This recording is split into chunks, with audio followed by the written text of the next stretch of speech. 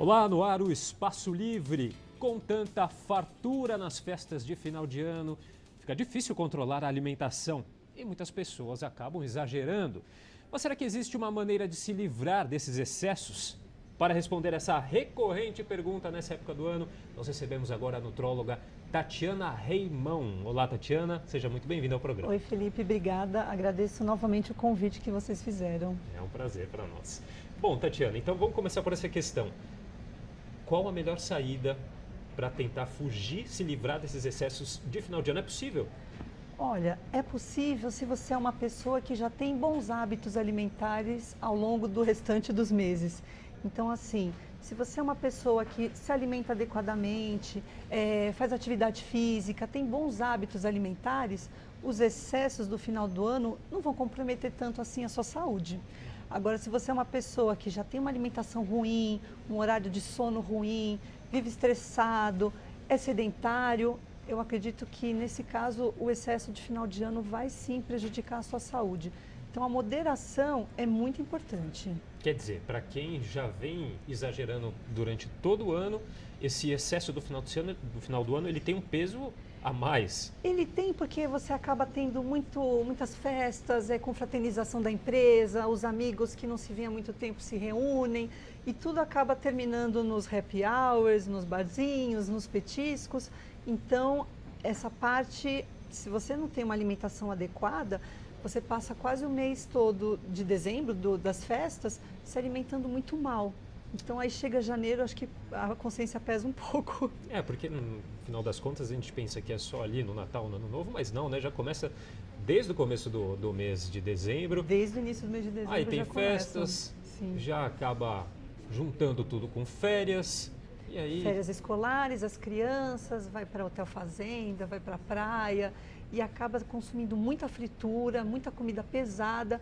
No final do ano, nas ceias, até a gente tem alimentos que são interessantes, que se consomem mais nessa época, né? Frutas secas, as oleaginosas, mas também tem muita fritura, a família se reúne, é sempre muita fartura. O final de ano você sempre pensa muito em fartura, mesa farta, muito cheia, bebida alcoólica.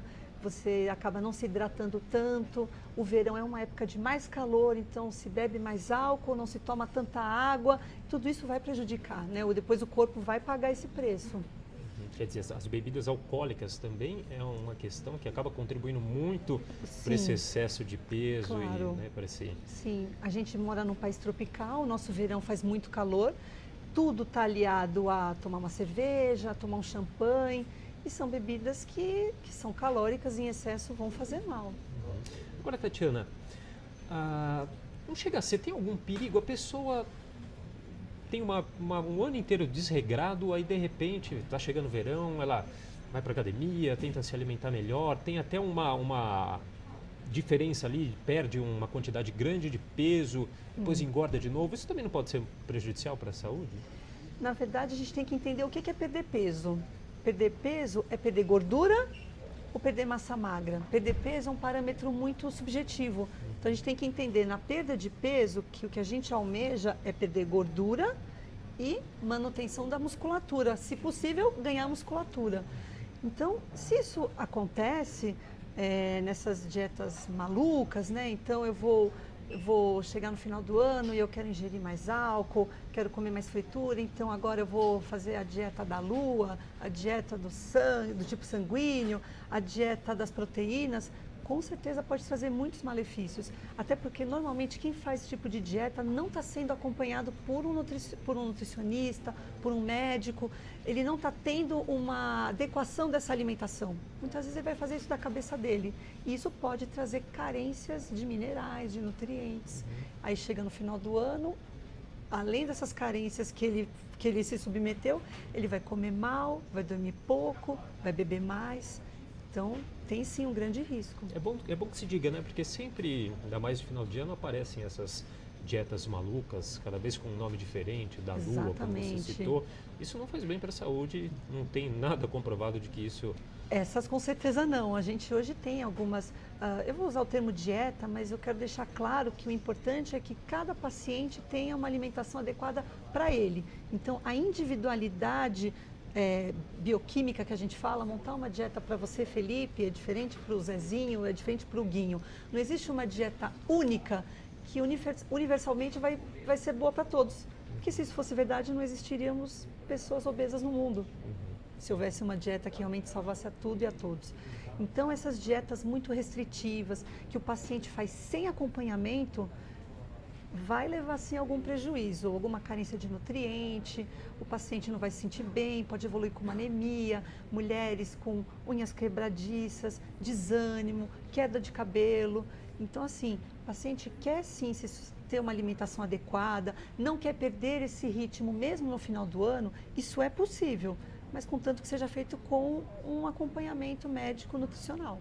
Uma coisa que muita gente faz também, né? Exagera no dia do Natal, por exemplo, aí no dia seguinte acaba... Só tomar água. Água com limão. Exatamente, faz praticamente um jejum, né? Isso também não deve ser nada bom para a saúde. Não, claro que a gente espera que, passado as festas, as pessoas tentem sim voltar a ter uma alimentação perto do normal, do que elas já tinham, os que se alimentam bem, ou se não procurar ter uma alimentação adequada. Então consumir bastante fruta, né? O verão é uma estação muito quente, a gente às vezes não tem aquela vontade de comer pratos pesados, massas, mas comer muita verdura, muito legumes, frutas. Existem sim alguns tipos de chás que ajudam a purificar o corpo, né? Eliminar as toxinas.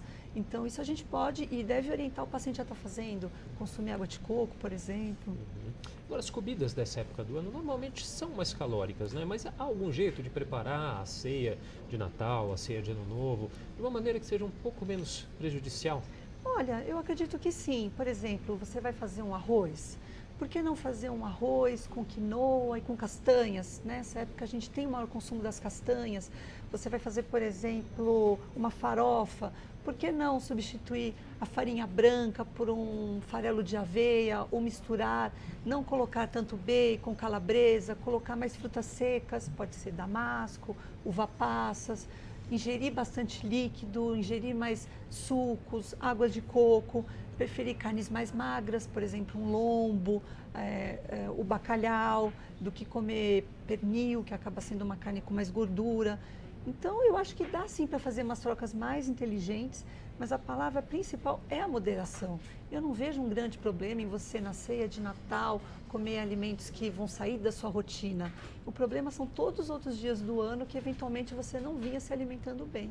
Isso sem contar uma outra parte que a gente ainda não falou, né? A questão dos doces, né? Que também judiam nessa época do ano, né? A gente tem panetone, chocotone, Na verdade, esses doces, eles são produtos alimentícios, né? Eu nem considero alimentos, porque são todos manipulados pela indústria, então são muito ricos em açúcar, gordura trans, farinha branca.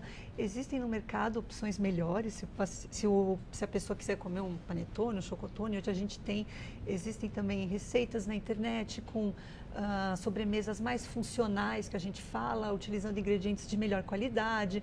Então isso é possível, tudo vai depender da disposição e acho que um pouco do bolso também, porque acaba sendo coisas um pouco mais caras, né? Muita gente também, a gente está falando da questão da importância de se hidratar, né? Você citou, claro, a água de coco. Mas tem muita gente também que vai no embalo e ainda hoje acha que vai tomando uma cerveja, vai estar se hidratando. Totalmente errado, aliás, pelo contrário, né? Totalmente errado, né? Cerveja não hidrata ninguém, né? Só desidrata. Só hidrata o bolso do vendedor da cerveja. Na verdade, a cerveja, se consumida em excesso, vai trazer aqueles malefícios que a gente já sabe, né, que a bebida alcoólica de um modo geral já causa. Então, se você for optar por uma bebida alcoólica, eu acho que o vinho é mais interessante por conta do resveratrol, né, que é um composto fenólico presente na uva, na casca da uva vermelha, que realmente tem benefícios declarados, né? A gente sabe que trazem benefícios à saúde. Ou um champanhe. Agora, tomar mais do que 2 latas de cerveja para o homem e mais de 1 lata de cerveja para a mulher já é uma contraindicação, por exemplo, né? Não é legal. Uma outra coisa que a gente repara muito também nessa época de férias é um descuidado com os horários, né? Uma mudança nos hábitos, Sim. nos horários em que são feitas as refeições. Isso também acaba tendo um peso em tudo isso? Acaba tendo, porque eu acho que além da mudança de horário, porque muitas vezes você está viajando, você está com a sua família que mora em outra cidade, então, ou você está de férias, então isso já implica em mudança de horário da rotina como um todo.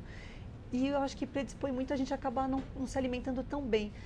A pessoa que tem uma dieta mais regrada ao longo da semana, ela já sabe os horários que ela vai comer, muitas vezes ela já se organizou para fazer aquela pequena refeição, ela leva com ela o que ela vai comer. Nessa época do ano fica tudo bagunçado. Muitas vezes você chega num horário que você vai lanchar e você fala, nossa, o que eu vou lanchar?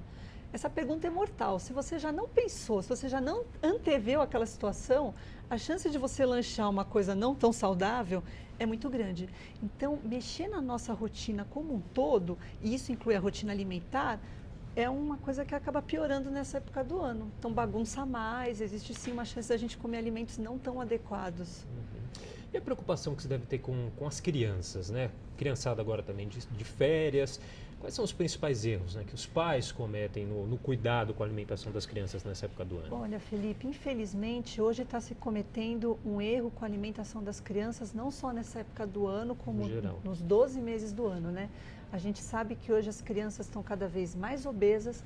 Existem dados brasileiros que de cada 3 crianças, uma está sobrepeso na faixa etária dos 5 ou 9 anos. Isso é uma coisa gravíssima. Então, a gente não tem estimulado as crianças a se alimentarem bem. É muito prático você botar um bolinho na Maria na lancheira da criança do que ir lá e pensar, poxa, ele gosta de um bolinho, então vamos fazer uma coisa caseira, vamos pegar uma banana, uma aveia, um cacau. Isso orienta muito para os meus pacientes pediátricos. Faz uma massinha, coloca no forno, virou um cookie, super saudável. Então, eu acho que o ano todo as crianças não vêm se alimentando bem, existe um olhar dos pais de que as crianças estão sempre emagrecidas, elas estão sempre magras, desnutridas, muitas vezes elas vêm para a gente já acima do peso, né? E o consumo de refrigerantes, produtos alimentícios, produtos industrializados está muito elevado. Então, chega nessa época do ano, na verdade, a criança mantém o padrão que ela já vem mantendo nos outros meses. Elas estão se alimentando mal o ano inteiro. Muitas vezes nem só a questão do peso, né? Como a gente mesmo já citou aqui antes, né? Às vezes a criança pode nem ser gordinha, mas está tendo uma alimentação completamente irregular, o que também vai estar fazendo muito mal para a saúde. Com certeza. O fato do paciente ser magro não quer dizer que ele é saudável, né? Isso também é um erro. Assim como o paciente, quando está obeso, muitas vezes os pais acham, ele está gordinho, está saudável. Não, obesidade não é saudável. Você estar obeso, você não está saudável. Então, isso é uma coisa muito importante. As crianças hoje, a gente pega a criança no consultório, magras ou acima do peso, que já tem problemas de adulto. Intolerância à glicose, que é quando o açúcar no sangue já está um pouco mais elevado do que aquele valor considerado normal, né, dentro da faixa do laboratório, que seria de 70 a 99. A gente pega a criança com colesterol elevado, a gente pega a criança com triglicerídeo aumentado.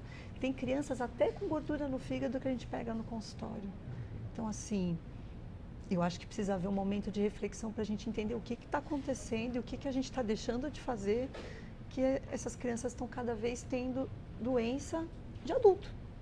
E elas deveriam estar o quê? Comendo fruta, verdura, legumes, comendo comida mais fresca, comida que se possível, alguém estivesse preparando, né? É isso que eu ia te perguntar, brincar né? na rua. Dá para comer comida saudável tendo prazer. Claro. Vai aí um trabalho também de criatividade, dos pais, né? Claro. Para que as crianças aprendam quanto antes, sim, melhor, né? Aprender a comer. É que a vida hoje, eu acho que ela está muito louca, muito estresse. Às vezes, tanto o pai quanto a mãe trabalham, acabam não tendo tempo. Então, a criança, às vezes, tem uma outra pessoa, uma terceira pessoa olhando aquela criança, fazendo aquela alimentação. Então, o mundo todo mudou muito nesse sentido. Então, está se cozinhando pouco em casa, comida de verdade. E acaba sendo mais prático você ir sim no supermercado e comprar uma coisa pronta, congelada. Só que a gente está pagando um preço muito elevado por isso. Hoje em dia a gente tem muita coisa industrializada, muito nessas linhas que vão dos orgânicos e dos integrais. Sim. O quanto isso pode ajudar? Existem bons produtos alimentícios, né? Mesmo produtos industrializados, que são sim de melhor qualidade. Hoje está havendo um apelo grande nesse sentido de se procurar comer comida de verdade, comer melhor. Mas acabam sendo alimentos muitas vezes muito caros, né? Então não está acessível a toda a população. Os alimentos orgânicos é maravilhoso se todos nós pudéssemos consumir uma comida sem fertilizantes, sem pesticida, sem agrotóxico, que a gente sabe que o consumo crônico desse tipo de substância pode sim levar a uma série de problemas no futuro, né? Agrotóxicos associados ao câncer, por exemplo. Então, se você consegue já desde cedo na sua família inserir alimentos orgânicos, com menos aditivos químicos, você está pensando que aquela criança vai se tornar um adulto e um idoso mais saudável. Só que ainda no nosso país, o custo é muito elevado desses alimentos, né? Na cidade de São Paulo, a gente até dispõe de feiras orgânicas com preços mais acessíveis, mas isso não é uma verdade para o Brasil inteiro. Exatamente, tem muito ainda que ser divulgado, que crescer até para poder baratear. Exatamente. Ao meu ver, seria interessante se o governo pudesse promover políticas públicas no sentido de incentivar esses pequenos agricultores ou taxar, colocar impostos nas grandes indústrias, nas grandes empresas que colocam produtos de qualidade muito inferior no supermercado, né? Você não vê, por exemplo, propaganda na TV de coma brócolis. Você vê, na verdade, os lanches industrializados, sempre com um bonequinho que a criança gosta. Então, a sedução é muito grande. Sim. E aí é difícil competir. Muito difícil, realmente. Agora, uma outra questão também que acho que é importante a gente falar é com relação à conservação dos alimentos, que nessa época do ano tem que ter um cuidado maior também, claro, né? Que dicas que você poderia dar para as pessoas? Olha, no conta do calor em geral, né, no verão, o ideal é que, por exemplo, folhas verdes, salada, você lave bem aquela salada, você pode deixar imersa em algumas gotinhas de hipoclorito, 3 a 4 gotinhas de hipoclorito, depois lavar bem aquela folha, procurar secá-la adequadamente e deixar dentro da gaveta, da geladeira, naquela parte inferior. Ali é o lugar mais adequado para a gente estar colocando as folhas, as verduras, os legumes. As saladas, por exemplo, quanto mais secas estiverem, mais tempo elas vão ficar elas vão durar dentro da gaveta da geladeira. Então já é um jeito interessante da gente estar conservando esses alimentos. Você está vendo que está passando? Poxa, eu comprei uma couve, ela já está passando. Então por que não faz um suco de couve, né? Congela em cubinhos para você poder utilizar depois, né? Aquela folha que já está passando. Os alimentos orgânicos a gente tem que ter uma atenção maior, porque justamente por eles não terem passado não terem recebido agrotóxicos e fertilizantes, a durabilidade do orgânico é ainda menor. Então esse cuidado deve ser redobrado. Então a minha dica é procurar secar bem esses alimentos e colocar fechados dentro da gaveta daquela parte inferior da geladeira. Voltando a falar um pouquinho dessa época de festas, a gente fala o dia do lixo, né? Costuma falar um dia, não só agora nessa época do ano, mas sempre quando vai no final de semana ou vai sair um pouquinho da dieta. Sim. É importante ter esse dia do lixo, agora também, nessas festas de final de ano. Isso também tem um efeito psicológico nas pessoas. Tem que ter esse dia, senão também não consigo, fico muito rígido. Olha, se você não é um atleta de elite, um atleta de elite não pode ter o dia do lixo, pode comprometer a performance dele. Mas pessoas normais, pessoas como eu, como você, eu não vejo um grande problema não em ter um dia do lixo. Até porque pessoas que têm uma alimentação relativamente adequada, por exemplo, de segunda a sábado, dificilmente vai chegar no domingo e vai comer, sei lá, pizza o dia inteiro. Isso não vai acontecer. Talvez ele fuja um pouco, vai se permitir comer alguma coisa que aqueles outros dias ele não comia. Eu não vejo nenhum problema nisso. Eu acho que não pode haver terrorismo nutricional. Isso não combina com a nutrição. Então a gente tem que ter um equilíbrio. E dentro do equilíbrio tem que ter moderação. Então, fugir um pouquinho. Você vai então sair com os amigos e não vai comer uma pizza? né? Exatamente. Só não pode ser a rotina. Sim, né? exatamente. Bom, Tatiana, antes de encerrar, você tem uma fanpage, né, no Facebook que você dá dicas sobre uma alimentação mais saudável? Mas é isso, na verdade eu procuro dar dicas sobre principalmente a interação da alimentação com os nutrientes, o que isso pode favorecer a saúde. Então é uma página bem legal mesmo, o pessoal gosta, curte bastante. Eu recebo muitas mensagens depois em inbox, procuro sempre responder a todas. Então é um trabalho bem legal que a gente está fazendo. Tá legal, Tatiana. Bom, eu queria agradecer muito sua participação, esclarecedora. Obrigada, Felipe. Obrigada mais uma vez. Tá legal. Nós vamos então para um rápido intervalo e daqui a pouco nós voltamos com o Espaço Livre. Até já.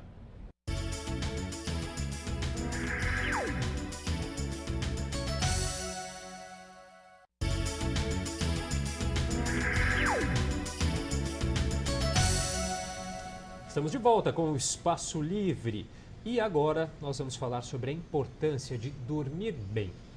Cerca de 45% da população tem problemas de sono, isso segundo a Associação Mundial de Medicina do Sono. E para esclarecer as dúvidas sobre esse tema, nós recebemos agora o cardiologista, o doutor Edmo Gabriel. Muito bem-vindo ao programa, doutor. Muito obrigado, é um prazer estar aqui com vocês. Prazer é nosso. Bom, doutor, na sua opinião, essa questão, essa problemática do sono, está se criando uma espécie de uma epidemia global? Na verdade, o sono, ele no passado parecia ser algo inofensivo, né? Essa questão do sono ter uma importância metabólica, bioquímica no organismo. Mas nas últimas décadas, em função de várias pesquisas que foram sendo feitas, do ponto de vista médico principalmente, se verificou que realmente o sono ele tem uma vital importância para o metabolismo de todos os órgãos e sistemas. E isso realmente está se tornando uma epidemia, porque em função de questões ligadas ao estresse e da vida moderna, o sono tem sido deixado de lado, ou a qualidade do sono tem sido deixado de lado. E aí a gente vai vendo no consultório com muita frequência as repercussões orgânicas de um sono não reparador. Quer dizer, desculpa, mas enfim, a rotina hoje em dia acaba influenciando. Com certeza, porque a vida hoje ela é constituída de uma dependência muito grande dos horários, você tem que cumprir horários a todo momento, você tem que dirigir muitas vezes em cidades onde o trânsito é muito complexo, existe muita poluição ambiental, existe muito barulho, existe a facilidade tecnológica quanto à informação também nos aflige mais, porque você fica sabendo de mais coisas ao longo do dia, coisas que às vezes não são tão animadoras, e isso vai repercutir no teu relaxamento noturno, no momento do sono. Quer dizer, a gente vai fazendo mais coisas no decorrer do dia e o espaço para dormir, para o sono, vai se reduzindo, né? Parece que as pessoas não têm uma preocupação, não têm a real noção de quão é importante, né? Esse período, né? Inclusive a gente vai falar sobre isso aqui, de quantas horas é o ideal para se dormir, mas enfim, as pessoas parece que não têm essa preocupação com o sono. Acabam não tendo, o sono acaba ficando subestimado em segundo plano, até pela quantidade de atividades que a pessoa tem que cumprir naquele período do dia que a gente chama logicamente manhã, tarde e à noite, e acaba muitas vezes a gente acaba entrando no horário que deveria ser já do sono, e essa invasão da nossa fisiologia, essa violação fisiológica, acaba levando a um estresse maior. Se a gente for, por exemplo, conversar com os nossos avós principalmente, ou bisavós, eles são de uma época que se dormia muito cedo, em cidades onde não havia tanta agitação, tanta aglomeração, mesmo as capitais não tinham tanta agitação como hoje, e hoje eles devem estranhar muito o horário que as pessoas costumam dormir. E a gente também estranha o horário que eles vão dormir, porque normalmente eles vão dormir 9 horas da noite, 10 horas da noite, o que hoje no mundo moderno é muito cedo. Então eles vivem ainda compativelmente com aquela realidade de 60 anos atrás. E talvez isso seja um motivo para justificar a longevidade dessa geração, coisa que hoje a gente tem mais dificuldade. Hoje as pessoas, para viver mais, elas têm que tomar muito mais precaução. Não é um processo mais natural como antigamente, não é um processo mais tranquilo como antes. Uma pesquisa até feita recentemente, uma pesquisa internacional, né, acabou revelando que os brasileiros, o brasileiro é uma das nações que dorme menos, né? O brasileiro dorme pouco, em média 7 horas e 36 minutos por noite. Por que acontece isso? É surpreendente assim? Isso tem uma explicação multifatorial, né? Entre elas a questão climática também. O Brasil é um país muito quente, A maioria dos estados do Brasil é quente, ou se não for quente, há muita variação climática no mesmo lugar. Um exemplo típico disso é a cidade de São Paulo, onde você acaba tendo todas as estações do ano, às vezes no mesmo dia, na mesma semana. Então, essas variações de temperatura, de umidade, quantidade de barulho que você tem ao seu redor influenciam na quantidade de sono. E como o Brasil, na verdade, é um país caracterizado por isso, por muita variação climática, problemas relacionados à poluição ambiental, problemas relacionados a barulho, controle de barulho à noite, muitas indústrias. Então, esse grande crescimento e desordenado crescimento urbano e industrial, que afetou principalmente países continentais como o Brasil, acaba refletindo nessa quantidade menor de horas de sono. Uma outra questão que esse estudo levantou também é que o brasileiro tem o hábito de dormir mais tarde. Isso também acaba influenciando numa má qualidade do sono? Com certeza influencia. Isso é em virtude daquilo que eu comentei anteriormente. A quantidade de tarefas a serem cumpridas é muito grande. A jornada de trabalho ela é muito intensa, na maioria das profissões. E isso faz com que o brasileiro acabe tendo que chegue em casa já tarde, né? Porque tem trânsito, tem meios de transporte morosos, ou às vezes depende de outros fatores para chegar na sua casa. Quando chega na sua casa ainda vai se alimentar. Geralmente você não vai deitar logo após uma alimentação, você ainda vai fazer algumas horas de descanso. E a hora que você vai ver, você já está praticamente você já entrou na madrugada. Para no outro dia ter que 6, 6:30 da manhã estar de pé. Ou algumas profissões, 3, 4 horas da manhã, ter que estar de pé para chegar às 5:30, 6 horas no trabalho. Essa questão de inverter, né, o dia pela noite, isso é muito antifisiológico. Isso é muito antifisiológico. Existem algumas profissões que a gente sabe que, pela necessidade intrínseca da profissão, cursam com isso. O médico é um caso, né? Sim. O médico tem a famosa rotina dos plantões. Os plantões são processos antifisiológicos, porque o médico está sob tensão, mal alimentado e acordado. E ele tem que render intelectualmente, às vezes manualmente, porque você imagina que um cirurgião, por exemplo, na madrugada, pode ter que operar um indivíduo que chega baleado. Sim. E ele tem que ter a mesma habilidade visual, auditiva e de reflexos que ele teria se fosse 10 horas da manhã, porque a demanda naquele momento não pode esperar. Transplante de órgãos, por exemplo, a gente executa na maioria das vezes durante a madrugada. E esse processo acontece quando o médico já está. Mas existem outras profissões, então os metroviários, pessoas que trabalham em transporte público, pessoas da mídia, né, que a gente sabe que tem que chegar muito cedo para um preparo, para um programa que começa muito cedo. Então isso é uma rotina que, claro, quando o indivíduo é mais jovem, ele aguenta essa descarga. Mas isso vai certamente impactando em termos... Com o passar do tempo, os reflexos vão... Com certeza, em termos de sistemas orgânicos, no funcionamento mental, cardíaco, intestinal, renal, com certeza. Hormonal, isso pode deixar a pessoa mais irritada ao longo do tempo. Isso tem um impacto muito grande em longo prazo. É uma consequência que muitas pessoas observam, né? Essa irritação, né? Quando não tem uma boa noite de sono, né? Com certeza, com certeza. E o número de horas também, Fernando, é importante para a gente não mitificar essa questão. Às vezes a pessoa até tem 8 a 9 horas de sono, mas é um sono não reparador. Por outro lado, uma pessoa que pode ter aí 6 a 7 horas, pode ter um sono de melhor qualidade. Então não é só quantitativo, a qualidade é importante também. Essa pesquisa revelou também, voltando ainda a falar dessa pesquisa, que as mulheres acabam dormindo um pouco mais que os homens, em média 30 minutos a mais. Essas necessidades de sono são diferentes para homens, mulheres? Em geral elas são diferentes porque as mulheres, em relação a nós homens, elas têm muitas variações hormonais em diferentes fases da vida, que nós homens não vamos ter tanto, né? Então as mulheres começam com a questão da primeira menstruação, depois a vida fértil, aí a gravidez, depois todo aquele mecanismo que circunda a gravidez, as suas repercussões no corpo. As mulheres às vezes acabam tendo em média 2 a 3 gestações ao longo da vida. Depois vem uma outra fase de grande impacto hormonal, que é a menopausa. Então, se você considerar todo esse universo hormonal envolvido, variações de estrógeno, progesterona, isso tem uma influência no metabolismo cerebral. Então, muitas vezes a mulher pode tanto necessitar de mais sono, como às vezes até ela se torna uma pessoa mais irritadiça, dormindo menos. E aí se explica às vezes aquele estereótipo que se cria, que as mulheres são mais briguentas, são mais irritadas. Na verdade, não é nem por culpa delas, é algo até incontrolável. É consequência de tanta variação hormonal, o hormônio dá o equilíbrio para nós.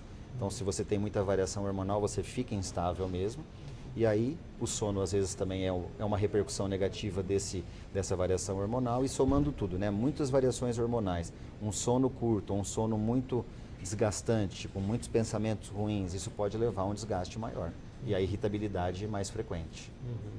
É possível aplicar uma média de horas? A gente fala em geral 8 horas que se tem que dormir, mas é possível fazer essa aplicação? A gente pode dizer o seguinte, que no mínimo 6 horas por noite. A questão de 8, 9 horas é muito individual. Tem pessoas que se condicionam a dormir, por exemplo, 7 horas por noite e dormem muito bem. Então não precisa ser a questão do número, lógico que se a gente for fazer a avaliação de muitas pessoas, eu durmo pelo menos 8 horas por dia. Mas a gente sabe que minimamente 6 horas, e principalmente nesses grupos de pessoas que trabalham, que tem uma demanda maior no trabalho, pessoas que trabalham com carga de peso, motoristas de caminhão. Então, para essas pessoas, pilotos de avião, você imagina, por exemplo, nós estamos vivendo aí uma tragédia recente, né, que o foco não foi a questão, lógico, do descanso ou não do piloto, mas nós já tivemos relatos aí de acidentes de ônibus, carro ou avião por uma rotina muito pesada, sem sono. Então, no mínimo, o sono tem que ter aí uma duração de 6 horas com boa qualidade, para que haja um descanso realmente de todas as nossas funções. Agora tem muita gente, né, que por dormir mal durante a semana acaba querendo fazer uma compensação, fala, no meu final de semana eu vou dormir o final de semana inteiro. Isso tem alguma vantagem? A pessoa realmente acaba conseguindo recuperar esse prejuízo, doutor? Não consegue porque na verdade o final de semana ele é um dia como qualquer outro para o nosso organismo. Para nós, do ponto de vista social, econômico, talvez tenha, né? Você fala, final de semana eu vou para o clube, eu vou para uma festa, eu vou para a praia, mas para nós, em termos orgânicos, o organismo não tem essa percepção. Então nós temos que conseguir ter um equilíbrio de segunda a segunda. Agora, claro, final de semana é mais normal você, por não ter compromisso com o horário, igual eu citei, né, que é das grandes algemas que nós temos no mundo moderno, é ficar preso ao relógio. Né? Que horas que eu tenho que sair, que horas que eu tenho que chegar, eu tenho que sair com antecedência porque eu vou pegar trânsito. Então, no final de semana, em geral, você não tem essa preocupação e isso permite que você fique mais preguiçoso, vamos dizer assim. Mas nada impede também, se você não tiver boa qualidade de sono e bons hábitos para ter um bom sono, você pode, às vezes, numa madrugada de sexta para sábado ou sábado para domingo, não dormir bem e dormir melhor durante a semana. Então, isso é muito relativo também. Vale aqueles 3 pilares, né, que são aconselhados para a maioria das coisas na vida, que é uma boa saúde, para ter uma boa saúde, né? Exercícios físicos, alimentação balanceada e o sono aparece sempre. Com certeza, são 3 pilares que não dá para abrir mão, são indispensáveis realmente. E os 2 primeiros que você citou, eles influenciam no sono. Uma alimentação leve, principalmente na parte noturna. Evitar, lógico, muitos produtos estimulantes à noite, como café, alguns tipos de chá, gengibre, bebida alcoólica em grande quantidade. Tudo isso pode atrapalhar o sono, embora te induza a dormir, no caso do álcool, então é uma questão importante entender. Você fala, mas se eu beber eu vou dormir. Mas não é um sono reparador, tanto que a gente acorda de ressaca. Então se você acorda mal fisicamente, isso não é um sono reparador. É apenas o efeito da substância que te faz dormir. Além disso, o exercício físico equilibrado e rotineiro também. O exercício físico a gente sabe que libera uma substância no sangue chamada serotonina, que é uma substância que dá um bem-estar. A gente se sente mais à vontade, mais equilibrado. E aí o sono automaticamente. Só uma pequena observação que pode ser interessante para quem nos ouve e nos assiste. Na rotina cardiológica, que é a minha rotina, às vezes a gente solicita exames para avaliar o eletrocardiograma de uma pessoa em 24 horas. E não é tão incomum nos dias de hoje você verificar que no período da madrugada a pessoa tem taquicardia. Aí você fala, mas a pessoa está tendo taquicardia dormindo? Ela tem taquicardia dormindo. Às vezes ela não percebe, mas o exame registra. Por que isso? Excesso de adrenalina, de descarga adrenérgica durante o dia, muita preocupação, um acúmulo de dias sem dormir. Então o sono já vem mal, né? Já vem um processo de sono muito ruim e a pessoa não consegue se desvencilhar disso. E aí você se surpreende que na hora que deveria ter um metabolismo baixo, porque até por curiosidade, o nosso batimento cardíaco durante o sono, normalmente ele chega a 30 batimentos por minuto, 28. Bem baixo. É bem baixo, coisa que durante o dia seria incompatível, né? A gente não aguentaria ficar de pé com 30 batimentos por dia, em geral, durante o dia isso. Só que você às vezes flagra certas pessoas com 150, 140 durante a noite. Tamanha propensão que ela tem a absorver problemas, às vezes ela tem uma tendência cardíaca, ter uma arritmia, logicamente, mas é um processo que aflige a gente. Imaginar que no momento do relaxamento ela está taquicárdica.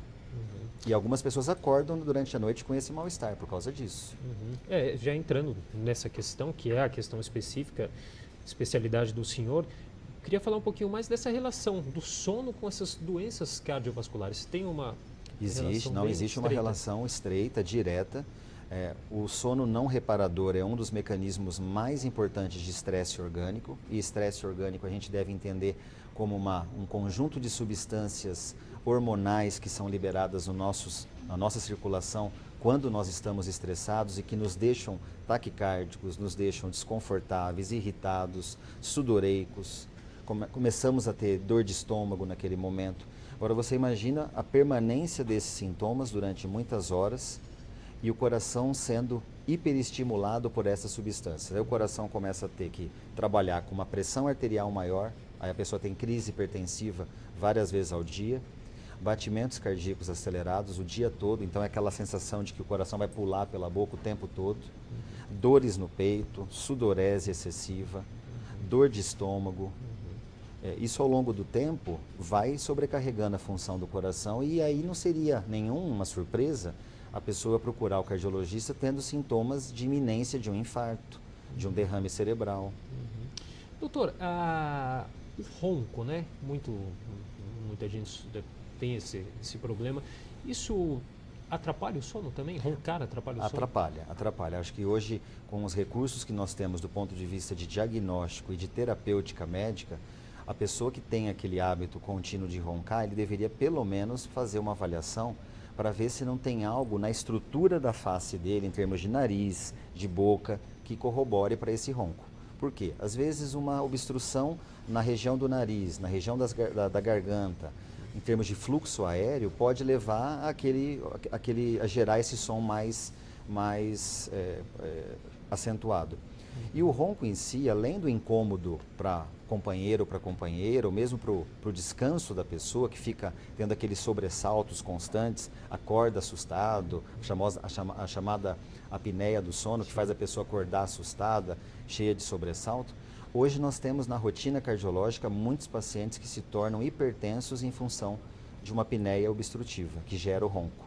Então a pessoa não tem causa familiar para ter hipertensão, ela não come muito sal, ela não é obesa, ela pratica exercício, só que ela tem causas estruturais na sua via aérea que podem levar ao ronco e aí forçar muito para respirar.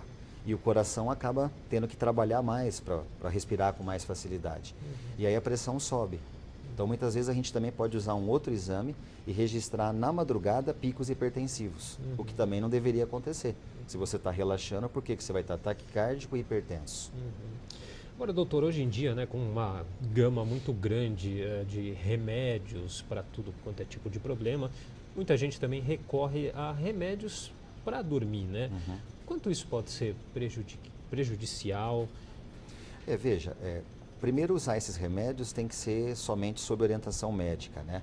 Claro que a gente tem hoje um acesso à informação muito fácil, mas como todos esses remédios têm algum tipo de efeito colateral, inclusive efeito colateral para o coração, é importante que tenha a aprovação de um colega médico.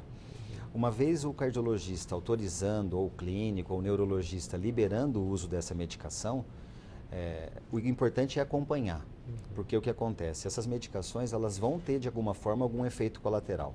Não é imediato às vezes, mas vai acontecer.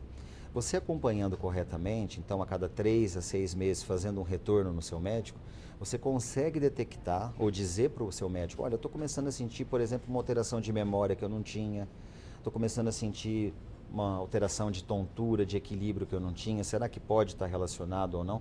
Se tiver relacionado, um colega médico ele consegue ajustar a dose, modificar para outro remédio, ou até suspender gradativamente até parar. Agora, a utilidade dessas medicações ela é fantástica nos dias de hoje, porque dizer que a pessoa vai ter um autocontrole sem, às vezes, o uso de um fármaco não é uma missão fácil. É a mesma coisa que você dizer para um indivíduo muito ansioso e muito deprimido que ele não precisa de medicação, que ele vai se autocontrolar. Não é uma boa conduta. Hoje em dia também a gente tem um problema que é o celular, né? Todo mundo com o celular na mão. Isso realmente muito se fala que isso atrapalha as pessoas na hora de dormir, vão dormir com o celular na mão. Isso pode também atrapalhar ali na hora de pegar no sono. Com certeza, com certeza. Hoje, se você fizer uma pesquisa em qualquer meio de trabalho, não se surpreenda que uma das primeiras coisas que a pessoa faz ao acordar, ela nem liga a luz para ela enxergar, ela já está olhando o celular dela. O hábito está tão enraizado na gente, você desperta, você olha uma coisa, primeiro você olha para ver que horas são, né? Aí você já fica tentado a entrar numa rede social, provavelmente. Aí você já quer saber... Na hora que dorme, na hora que acorda? Na hora que acorda e na hora que dorme. É um hábito... Quer dizer, aquela luminosidade também do celular... Exatamente. Você já liga a luz, você já quer ver, ou a luminosidade incompleta do próprio aparelho, que força a tua vista, para você ver que o impacto é sistêmico, né? E você falou, hoje nos meios sociais, hoje você vai, por exemplo, num restaurante, vê um grupo de pessoas, as pessoas não conversam tanto mais, né? Elas ficam primeiro olhando e depois elas estão ouvindo. Sim, isso também estressa, né? Porque dependendo do que você vai ver ali, é o que eu estava comentando antes. Hoje, com essa facilidade de informação, você está dirigindo o carro, você está vendo o celular, você está ouvindo o rádio e vai chegando notícias que nem sempre são boas, né? E aí você fala, puxa, nossa, aconteceu tal coisa, morreu tal pessoa, aconteceu um acidente como esse agora de segunda-feira. Isso, querendo ou não, já mudou a tua rotina, teu ciclo biológico, teu ciclo moral, não tem como não afetar. Quais as dicas que a gente poderia dar para as pessoas? Um ritual, tem certos rituais que as pessoas podem desenvolver perto do horário de dormir para conseguir pegar no sono mais fácil? Não, isso é uma pergunta muito interessante. Existem algumas estratégias muito saudáveis para você conseguir ter um sono melhor. Primeiro, alimentação noturna não ser tão copiosa. Então, evitar proteínas em grande quantidade. Então, churrascaria é interessante à noite? Não. Comer uma carne de um animal como porco, mais gordurosa, é interessante à noite? Também não. Bebidas com grande quantidade de gás, também evitar. Então, se a pessoa utilizar mais água, sucos, chás mais calmantes e em detrimento daqueles chás que possam estimular mais, então evitar, de repente, café à noite, gengibre à noite, guaraná, pó de guaraná à noite, que são substâncias muito úteis para outras propriedades, mas que nos deixam mais acordados. Não dormir, de preferência, mais do que meia-noite, quer dizer, procurar ir para a cama antes da meia-noite. Aí você fala, mas eu deito e não tenho sono. Aí você pode induzir o teu sono, ou com uma boa leitura ou com música. São duas dicas interessantes. Não uma música tão pesada, logicamente, ou nem muito triste, né? Tem que ser algo que você goste e que realmente você consiga sair daquele plano e esquecer os problemas. Algo que ajude a relaxar. Ajude a relaxar. E uma boa leitura também ajuda porque você fixa a tua vista, a tua visão em alguma situação, e é como se o cérebro acompanhasse esse processo, ele se desfoca também daquilo que você teve durante o dia. Então, às vezes você teve uma série de problemas, mas a hora que você vai ler de preferência uma coisa não técnica à noite, né? Sim. Porque para você ler algo que distrai, algo relacionado a um problema do dia também não resolve. Então, algo que distraia. Leitura e música são duas alternativas saudáveis associadas a uma boa alimentação e leve, e certamente fazer uma atividade física final de tarde, caminhada, uma natação, um pouco de musculação também sempre ajuda muito. Uma questão que me surgiu também antes de a gente terminar. O levantar para urinar durante a noite, isso é um problema? É normal? É comum? Não é? O fato de você levantar para urinar à noite tem várias etiologias. Então, o que nós temos como causas principais? No homem, problemas de próstata. A próstata, no caso do homem, ela, quando muito aumentada, quando muito inflamada, ela pode obstruir a uretra masculina, que é o canal por onde sai a urina, e aí a urina vai saindo em porções pequenas, obrigando o homem a acordar, inclusive, à noite. Então, esse é um dado importante. Se o homem já tem esse problema, ele deveria tratar com um especialista para que ele não perca o seu sono à noite. Senão, ele obrigatoriamente vai levantar e vai ter um sono ruim. No caso das mulheres, é muito frequente incontinência urinária. Mulheres que já tiveram várias cesáreas ou vários partos, acabam tendo um descontrole do esfíncter urinário. E aí, às vezes, isso acontece na madrugada. Então, o tratamento de incontinência urinária, principalmente nas mulheres, e da prostatite nos homens, é um outro fator que pode levar a garantir um sono melhor, porque aí você não vai ter um fator orgânico que te leve a acordar à noite. E uma outra dica muito simples, quem toma diurético, então, por exemplo, eu como cardiologista prescrevo muito diurético. para controle de pressão, para desinchar, esse tipo de coisa. Não é adequado que a pessoa tome após as 5 horas da tarde o diurético, porque tomar depois das 5 horas da tarde, a tendência, a hora que o diurético vai fazer o efeito 4 a 6 horas após a ingesta, já é 1 da manhã, 2 da manhã. E aí você acaba sendo acordado pela necessidade urgente de urinar. Então, tomar o diurético mais cedo, tratar problema de próstata no caso do homem, de incontinência na mulher. São outras dicas que, junto com uma boa atividade física, boa alimentação, hábitos de leitura, de música. Uma outra dica também que é interessante, mas isso tem que tomar muito cuidado, é você consumir um pouquinho de chocolate à noite em pessoas muito ansiosas. Não consumir muito. Então, um chocolate rico em cacau, por exemplo, ele é saudável porque ele tem menos gordura, aquela coisa toda. E ele tem uma propriedade de liberar mais serotonina no nosso sangue, que é aquela substância que nos relaxa, semelhante à do exercício físico. Então, às vezes, uma dica que às vezes eu dou aos pacientes é, olha, se você estiver muito tenso, não consegue fazer uma atividade, aquela situação de muitos problemas, ou às vezes tem um problema que a resolução não é fácil, uma doença na família crônica, é algo muito prolongado, às vezes de vez em quando antes de dormir, ou 1 hora antes, consumir um pouquinho de chocolate também te dá uma relaxada interessante e ajuda nesse equilíbrio. Essa acho que foi a melhor dica. Foi a melhor dica no final, por isso que eu deixei por último, né? Doutor, antes de encerrar, então, eu queria que você só falasse, a pessoa que mesmo obedecendo todas essas dicas, ainda continua com problemas de sono, aonde que ela pode recorrer a algum tipo de ajuda? Eu queria que você passasse seus contatos também, deixasse seus contatos para a gente. Se a pessoa tiver essa refratariedade em termos de qualidade do sono, ela deve procurar um especialista. Em geral, o especialista que melhor trata a parte de sono é o neurologista. E aí o neurologista, ele geralmente solicita um exame chamado polissonografia, que aí vai ter todas as particularidades e vai permitir ao neurologista entender o que está acontecendo, se precisa entrar com alguma medicação ou não. Em paralelo ao neurologista, às vezes é interessante um acompanhamento com um psiquiatra para tratar depressão, ansiedade.